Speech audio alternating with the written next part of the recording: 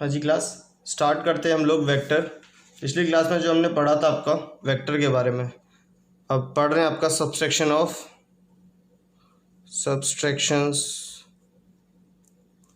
Of vector. Subtraction of vector तो होता क्या है? Subtraction of vector that means R is equal to vector A minus vector B, और इसे ऐसे भी लिख सकते हैं vector A plus negative of vector B, ऐसे भी लिख सकते हैं कुछ ब्रैकेट आपका ये। तो इसी का रिप्रेजेंटेशन क्या होगा? आर इज इक्वल टू में vector A plus negative of vector b, इसका रिप्रेजेंटेशन कुछ ऐसा होगा आपका।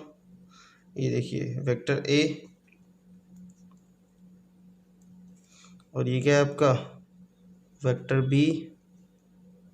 अब negative of vector V, negative of vector V कितना हो जाएगा आपका? दैट इज इक्वल टू आपका this is a negative of vector V. ठीक है, ए अगर हम बात करें ए और बी के बीच में एंगल थीटा है, ए और बी के बीच में एंगल थीटा है, तो नेगेटिव ऑफ वेक्टर बी और ए के बीच में होगा 180 माइनस थीटा, और इसका रिजल्टेंट क्या होगा आपका? इसका रिजल्टेंट कुछ ऐसा होगा, ये दो है, इसका रिजल्टेंट कुछ ऐसा होगा, और ये फिगर है ना, इसे बोल रहे हैं हम आर, इन दोनों का रिजल्टेंट ये होगा। और अगर हम इसे देखेंगे तो आपको नज़र आएगा ये कुछ पैरेललोग्राम, किसकी तरह नज़र आ रहा है आपका? ये parallelogram by the law of parallelogram.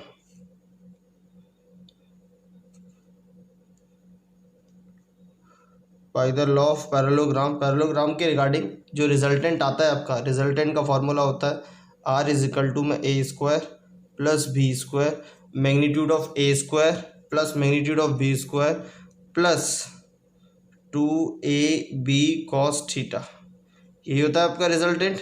अब इसके अंदर लगा देंगे आपका, तो R is equal to magnitude of A square magnitude of B square 2 into में ए इंटू में B cos 180 minus theta, cos 180 minus theta, इसमें लग जाएगा ये आपका, है ना। तो रिजल्टेंट जो हमारा बनेगा वो बनेगा A square plus B square plus 2ab negative of cos theta, negative of cos theta, तो ये बन जाएगा आपका A square plus B square minus 2ab cos theta. तो इस तरह से हमारा ये रिजल्टेंट आ गया आपका। सब्सट्रैक्शन करेंगे, ठीक है ना। अब इसी तरह से अगर आपका रिजल्टेंट आ गया तो डायरेक्शंस की बात करेंगे। तो डायरेक्शन क्या होता है आपका? tan। अब एंगल ए और रिजल्टेंट के बीच जो एंगल बनेगा, एंगल ए और ये रिजल्टेंट के बीच B, tan beta is equal to आपका हो जाएगा आपका tan beta is equal to हो जाएगा आपका B sine 180 minus theta upon A plus B cos 180 minus theta. ये आपका सब्सट्रैक्शन ऑफ वेक्टर की जो रिजल्टेंट आएगा उसका डायरेक्शंस होंगी, एंगल होगा विद द रेफरेंस ऑफ ए, है ना। समझ आया यहाँ तक आपका? तो ये हमारा हो गया subtraction of vector, subtraction of vector. Subtraction of vector के बाद अगर हम बात करेंगे इसके अंदर हम, अब इसके बाद हम पहुँचते हैं आपका रिलेटिव वेलोसिटी के वाले कॉन्सेप्ट पर। Relative velocity, what is the meaning of relative velocity? Relative velocity बहुत पहले से पढ़ते आए हैं आपका। एक कार, नॉर्मली अगर हम बात करें आपका, एक कार है आपका, वो इधर की तरफ जा रही है, एक कार है आपका, एक इधर की तरफ जा रही है।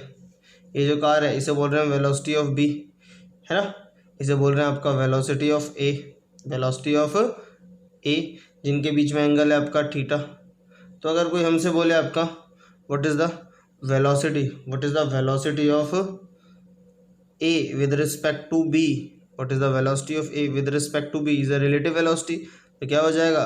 Velocity of A minus velocity of B, velocity of A minus velocity of B, ऐसे हो जाएगा कुछ, है ना, रिलेटिव वेलोसिटी। अब ये रिलेटिव वेलोसिटी का अगर अब इसका वेक्टर कॉम्प इसका आपका, तो ये कुछ इसका जो रिप्रेजेंटेशन होगा कुछ ऐसा होगा, कुछ वेक्टर ए ऐसा का ऐसे ही आपका, बी जो आगे की तरफ जा रहा है इसका नेगेटिव ऑफ वेक्टर बी इधर की तरफ आएगा आपका, नेगेटिव ऑफ वेक्टर बी, और यहाँ और जिसकी वजह से रिजल्टेंट क्या बनेगा आपका, that is equal to R. जो पहले ओरिजिनल वेक्टर था जिसे हम बोल रहे थे वी बी और इसे बोल रहे थे वी ए, तो V negative of vector B कितना हो जाएगा, ये हो जाएगा वी बी, है ना, क्या हो जाएगा वी बी। अब हम बात करेंगे ए और negative of A, V velocity of A, एक कार है जिसकी वेलोसिटी वी है, दूसरी कार है जिसकी वेलोसिटी वी है, तो इसका नेगेटिव फैक्टर ये हो गया आपका। इन दोनों के बीच में अगर एंगल थीटा है तो इस वाले जिनके से रिजल्टेंट निकालना है इनके बीच में क्या हो जाएगा एंगल 180 माइनस थीटा, तो दैट इज ये कुछ इस तरह का अपीयर होगा आपका, पैरेललोग्राम जैसे बन गया आपका। तो पैरेललोग्राम का जो रिजल्टेंट होता है, पैरेललोग्राम का क्या होता है आपका रिजल्टेंट का फॉर्मूला होता है आपका A square plus B square plus 2ab cos theta, यही होता है आपका रिजल्टेंट पैरेललोग्राम का। तो ए प्लस वी ए का स्क्वायर प्लस वी बी का square plus 2ab cos 180 minus theta, ये कुछ पहले वाली की तरह दिखाई दे रहा का, आर इज इक्वल टू में V square plus V B square minus 2ab cos theta, इस तरह से इसका रिजल्टेंट आ जाएगा। तो रिलेटिव वेलोसिटी एक तरह से आपका सब्सट्रैक्शन का फैक्टर से की तरह ही आपका। और अगर इसमें बात की जाएगी कि एंगल कितना होगा, तो से अभी मैंने आपका ये निकाला, सेम इसमें भी यही हो जाएगा आपका, ठीक है। तो रिलेटिव वेलोसिटी का कॉन्सेप्ट पढ़ लिया हमने वेक्टर के रिगार्डिंग। अब हम आगे इसके अंदर पढ़ेंगे आपका एक टॉपिक और रहता है आपका इसके अंदर आपका, अगर इसके अंदर हम बात करेंगे तो ये क्या आपका है, लिख लीजिए आपका रेक्टेंगुलर, यहाँ लिखता हूँ रेक्टेंगुलर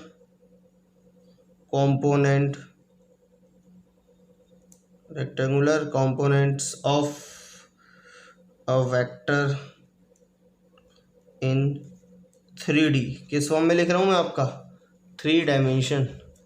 अब देखो कुछ इस तरह से करूँगा, फिगर यहाँ बनाऊँगा, एक्सप्लेनेशन यहाँ करूँगा, फिगर यहाँ पर बना रहा हूँ, ठीक है ना। अब फिगर यहाँ पर बनाऊँगा, किसी वेक्टर का 3 डायमेंशनल रिप्रेजेंटेशन कर रहा हूँ। तो देखो अगर मैं बात करूँ आपका,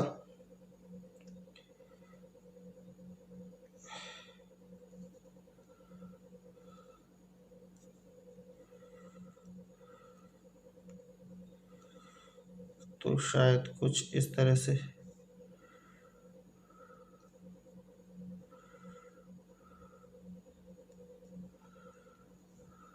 थ्री डायमेंशनल रिप्रेजेंटेशन कर रहा हूँ आपके लिए।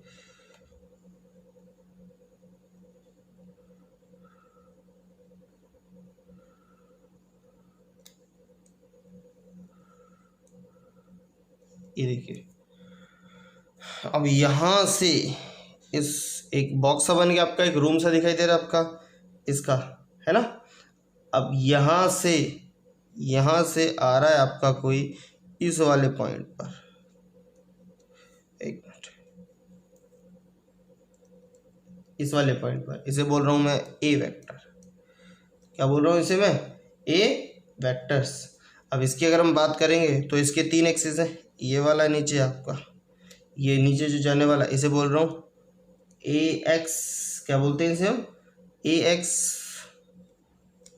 और ऊपर वाला क्या बोल रहा हूँ मैं आपका ए वाई, और ये क्या बोल रहा हूँ आपका ए जेड, ठीक है। इस पॉइंट को हमने बोल दिया ओरिजिन। अब इन सब की नेमिंग कर दूं मैं आपका, ओ, ये ओ है आपका, ये एस है आपका, ये क्यू है आपका, क्या आपका क्यू, ये जो यहाँ पर आपका इस पॉइंट को मैंने आर बोल दिया, इस पॉइंट को बोल दिया मैंने टी बोल दिया, इस पॉइंट को मैंने पी बोल दिया, ठीक है। अब यहाँ से ये जो कनेक्ट हो रहा है टी से, इसे बोल दिया मैंने आपका, ये कनेक्ट हो रहा है आपका OST, हाँ ठीक है, हो गया इस तरह से आपका। अब इसका अगर हम वेक्टर ए की बात करेंगे तो वेक्टर ए का जो रिप्रेजेंटेशन होगा तो कुछ ऐसा होगा आपका, AX plus AY plus AZ। ये दिखाई दे रहा है जो मैं बना रहा हूँ आपको, अब ये देख रहे हैं आप। अब इसके बाद आगे करते हैं हम आपका बाय द, यहाँ से करता हूँ मैं आपका, यहाँ से इस फिगर का यूज़ करके यहाँ कर रहा हूँ आपका, by the use of triangle law. Triangle law, triangle law की बात करता हूँ। ट्राइंगल लॉ देखो हमारे पास है triangle OTR, triangle in triangle O, triangle OTR में दिखाई दे रहा है आपको दैट ये O से T और T से कहाँ की तरफ है आपका, R की तरफ। तो अगर हम बात करेंगे आपका OR, vector OR is equal to OT plus TR, ऐसे ही है कुछ। और हमें ये ज़रूर दिखाई दे रहा है OT, जो ये आपका OT है आपका OT, अगर इसका ये नीचे वाला जो ज़मीन का नीचे जो इसका ये वाला प्लेन देखेंगे तो OT किसका रिजल्टेंट है आपका, ये रिजल्टेंट है OS और किसका रिजल्टेंट है आपका ST। तो OT किसका रिजल्टेंट है आपका OS प्लस ST, है ना। तो OT की जगह में ये लिख सकते हैं OR vector is equal to में OT की जगह लिख सकता हूँ मैं OS plus ST plus TR। तो आपको दिखाई दे रहा होगा OS किसे रिप्रेजेंट कर रहा है आपका, यहाँ लिख दूँ मैं आपका ये आपका OS जो पोजीशन वेक्टर है OS रिप्रेजेंट कर रहा है AZ को। और अगर हम बात करूं ST किसे रिप्रेजेंट कर रहा है OP को, OP। और OP किसे रिप्रेजेंट कर रहा है आपका AX को, है ना। ज़्यादा छोटा तो नहीं हो रहा ना, वैसे दिख रहा है अब तो। और इसकी अगर मैं बात करूं आपका TR किसे रिप्रेजेंट कर रहा है OQ को, OQ रिप्रेजेंट मतलब पैरेलल वेक्टर है आपका, that is equal to AY। तो शायद यहाँ अभी ने मेंशन कर दें OR इज इक्वल टू कैसा हो जाएगा आपका OS मतलब AZ प्लस OP ST मतलब AX मतलब AY। इन्हें रीअरेंज करके कुछ ऐसे लिख देंगे हम AX plus AY plus AZ। अभी आपका सिंपलर फॉर्म में आपका आ गया आपका इस तरह से। तो OR किसे रिप्रेजेंट कर रहा है, OR रिप्रेजेंट कर रहा है आपका वेक्टर A को। तो वेक्टर A का रिप्रेजेंटेशन इनके थ्रू होता है, ठीक है ना। ये अलग अलग इसके कंपोनेंट्स हैं वेक्टर A के। अब इसके अंदर हम बात करेंगे मैग्नीट्यूड ऑफ A की बात करेंगे। तो मैग्नीट्यूड ऑफ A कैसे निकालेंगे हम आपका, तो दिखाई दे रहा है आपका, अगर हम देखेंगे आपका OR, ये देखिए मैग्नीट्यूड निकालेंगे आपका, मैग्नीट्यूड हमें OR चाहिए। तो ORT एक राइट एंगल ट्राइंगल है। कैसा ट्राइंगल है, right angle triangle in triangle OTR जिसमें angle T is equal to 90 degree. तो शायद कुछ ऐसा हो जाएगा OR का square is equal to OT का स्क्वायर, इसका स्क्वायर आपका OT का स्क्वायर प्लस TR का स्क्वायर। तो हम ये मैग्नीट्यूड की तरह यूज़ कर रहे हैं। OT का जो मैग्नीट्यूड आएगा वो किससे आएगा, OS और ST के स्क्वायर से, क्योंकि इसके लिए ये हाइपोटेनियस की तरह होगा आपका, क्योंकि ये 90 का एंगल बनाएंगे आपका, है ना। तो हम यहाँ लिख देंगे आपका ओ टी की जगह मैं लिख सकता हूँ आपका ओ एस का स्क्वायर प्लस ओ एस का स्क्वायर प्लस एस टी का स्क्वायर प्लस टी आर का स्क्वायर और ये हो जाएगा ओ आर का स्क्वायर। तो ओ आर किसे रिप्रेजेंट कर रहा है, वेक्टर ए को। तो वेक्टर ए का स्क्वायर ओ एस किसे, ओ एस लिख ही चुके हम। ओ एस का जो मैग्नीट्यूड होगा ओ एस का मैग्नीट्यूड होगा, ओ एस का मैग्नीट्यूड होगा ए जेड। तो ए जेड का स्क्वायर प्लस ए एक्स का स्क्वायर प्लस ए वाई का स्क्वायर, ऐसे ऐसे ऐसे ऐसे ऐसे ऐसे। और रीअरेंज करूँगा अभी तो ये मेरा वैसा है आपका, तो सीधा यहाँ लिखता हूँ आपका ए इज इक्वल टू, रीअरेंज करके ए एक्स का स्क्वायर प्लस ए वाई का स्क्वायर प्लस ए जेड का स्क्वायर का अंडर रूट। ये हम निकाल सकते हैं इसका मैग्नीट्यूड्स। निकाल लिया। किसका निकाला, rectangular components of vector in 3 dimensional, इसका मैग्नीट्यूड्स। एक आपका वेक्टर का 3 डायमेंशनल कंटेंट का मैग्नीट्यूड्स। अब मैग्नीट्यूड्स के बाद इसकी डायरेक्शंस की बात करेंगे। तो डायरेक्शन से पहले आपको एंगल्स के बारे में पता होना चाहिए, तभी तो डायरेक्शन पता लगेगी आपका। एंगल्स के बारे में पता होना चाहिए। तो एंगल्स की अगर हम बात करेंगे आपका, ये जो ए एक्स है, ए एक्स से इस ए का जो एंगल है, जो मेन जो एक्स एक्सिस का वेक्टर से जो एंगल है, वो अगर मैं बात करूँ उसे मैं अल्फ़ा बोल दूँ, या फिर ए वाई का, ए वाई एक्सिस का जो मेन इससे जो एंगल है उसे मैं बोल दूँ आपका बीटा। क्या बोल दूँ इसे मैं, बीटा। क्या बोल दूँ मैं आपका, बीटा। तो अब हम बात करेंगे इसके अंदर आपका, ठीक है, इसे बोल दिया मैंने अल्फ़ा, इसे बोल दिया बीटा। और ए जेड का इस वाले से, ए जेड का इस वाले से जो एंगल है इसे मैंने बोला गामा। कौन सा एंगल है आपका, ये एक्स एक्सिस का ए से अल्फ़ा, वाई एक्सिस का ए से बीटा, और जेड एक्सिस का ए से क्या हो गया आपका, गामा। क्या हो गया आपका, गामा। आ गया ना आपका। तो हम इसका क्या निकालना चाहते हैं, डायरेक्शंस। अब डायरेक्शंस निकालेंगे तो हर एक के रेफरेंस से निकाल सकते हैं। तो देखिए अगर हम बात करें आपका यहाँ पर इस तरह से मैं कुछ करूँगा आपको। तो देखिए इस तरह से मैं बता रहा हूँ इसे आपका। तो इसे ये एक्स एक्सेस पर आपका, तो शायद कुछ यहाँ ऐसा हो जाएगा आपका, यहाँ पर हो जाएगा A x is equal to में ए कॉस अल्फ़ा एक्स से आपका, A y is equal to हो जाएगा आपका A cos beta, A z is equal to हो जाएगा ए कॉस गामा। इस तरह से आपके एंगल्स अल्फ़ा बीटा गामा अलग अलग एक्सिस के रेफरेंस से, अलग अलग एक्सिस के रेफरेंस से, या फिर ये अलग अलग एक्सिस के रेफरेंस से आपके एंगल कैलकुलेट हो जाएंगे। क्या कैलकुलेट हो जाएंगे, इसके एंगल कैलकुलेट हो जाएंगे। और इसके बाद एक और चीज़ अगर हम बात करेंगे आपका, तो आपको समझ आ गया वेक्टर ए को मैं ऐसे लिख सकता हूँ ना, ए का अगर हम रिजल्टेंट जो हमने पीछे पढ़ा था, ए का स्क्वायर इज इक्वल टू में आपका ए एक्स का स्क्वायर प्लस ए वाई का स्क्वायर प्लस ए जेड का स्क्वायर। ये पीछे हम पढ़ के आए थे आपका, ये रिजल्टेंट ये पढ़ के आए थे पीछे।